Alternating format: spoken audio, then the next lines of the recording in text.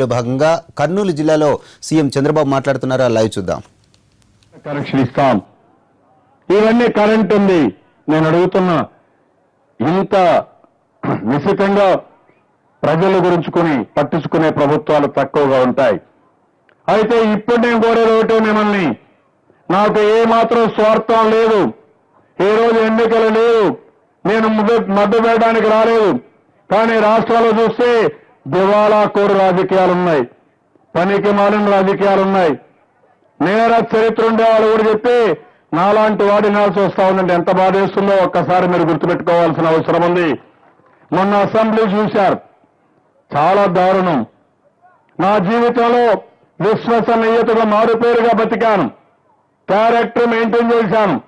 ఎక్కడన్నా అమ్మాయిలు కానీ వస్తే నా దగ్గర మా పార్టీ వాళ్ళు వచ్చినా అందరినీ కూర్చోబెట్టి మాట్లాడి ఏ పని కావాలంటే పనిచేసి ముందుకు పోతున్నాను తప్ప ఎక్కడ అపవాదు వేయడానికి వీలుగాని విధంగా నేను ప్రవర్తించాను.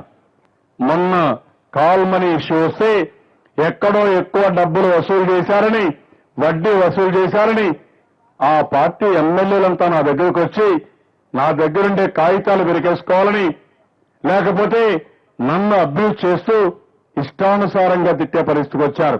కాల్ ముఖ్యమంత్రిని అదే మరి ఇష్టానుసారంగా చూసి తిడితే మీరు కూడా రాయలసీమలో ఉన్నారు, మీకు ఎంత కోపం వస్తుందో మీరు ఆలోచించండి. కోపం వస్తుందా లేదా మీకని అడుగుతున్నా. నేను కోపంలా సంయమనం పాటించా. వాళ్ళు చేసిన తప్పుడు పని నేను కూడా చేస్తే అసెంబ్లీ రసాభాస అయిపోతుంది. అవునా కాదా? మీరు ఆలోచించుకోవాలి. వీళ్ళ అసెంబ్లీకి రావడానికి అర్హులా అని మిమ్మల్ని అడుగుతున్నా. మీరు ఆలోచించారా? చూశారా? అవన్నీ చూశారా లేదా? ఏమా చూశారా? టీవీలో మాట్లాడిన మాటలు చూశారా? ఒక ఎమ్మెల్యే గురించి వారు చెప్పిన విషయాలు చూశారా? నేను అందుకని మిమ్మల్ని అడుగుతున్నా, అలాంటి వారికి కూడా మీరు సహకరిస్తే ఈ రాష్ట్రం ఏమవుతుందని అడుగుతున్నా. అదే నా బాధ.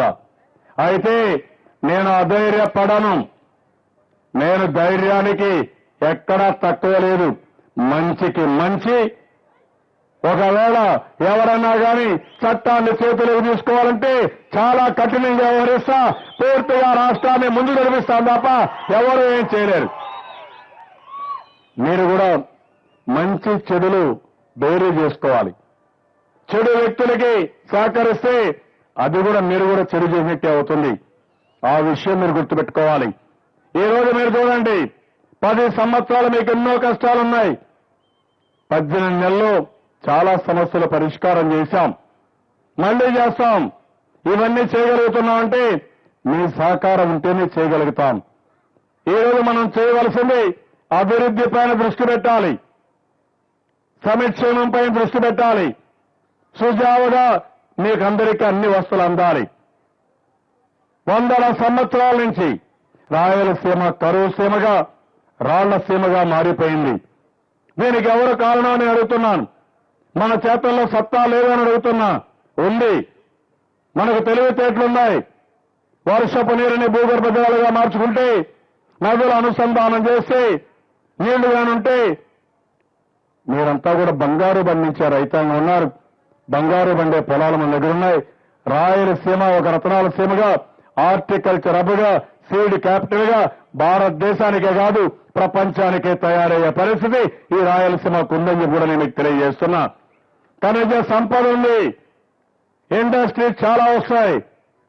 అవి కూడా రాకుండా పోయినాయంటే వీళ్ళ దౌర్జన్యాల వల్ల రాలా, వీళ్ళ అవినీతి వల్ల రాలా, వీళ్ళ మామూలు వల్ల రాలా. భయపడిపోయారు రావడానికి. మీరు కూడా అవన్నీ పోగొడితే మన పిల్లలు వేరే ప్రాంతాలకు ఉద్యోగాలకు అవసరం లేదు, ఇక్కడనే ఉద్యోగాలు వస్తాయి. నేను ఇప్పిస్తా, ఇండస్ట్రీ పెట్టిస్తా. రాయలసీమని బ్రహ్మాండమైన ఇండస్ట్రియల్ జోన్ గా తయారు చేసే బాధ్యత ఈ ప్రభుత్వం తీసుకుంటామని కూడా మీకు తెలియజేస్తున్నాం. కాబట్టి ఇలాంటి విషయాలు చర్చించండి. ఇలాంటి మీటింగ్లు ఒక ప్రశాంతమైన మీటింగు, గ్రామాన్ని గురించి చర్చించుకునే మీటింగు. నేను అధికారులు పంపించాను.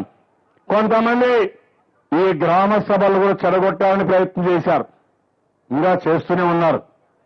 నేను ప్రజలకు విజ్ఞప్తి చేస్తున్నా, మీరు ఆఫీసు పోతే మీతో ఎవరూ మాట్లాడరు. మొట్టమొదటిసారిగా అధికారుల్ని అనధికారుల్ని మీ గ్రామానికి పంపించి మీరు అడిగితే సమాధానం చెప్పే పరిస్థితి తీసుకొచ్చింది ఒక తెలుగుదేశం ప్రభుత్వం తప్ప వేరే ప్రభుత్వం కాదు.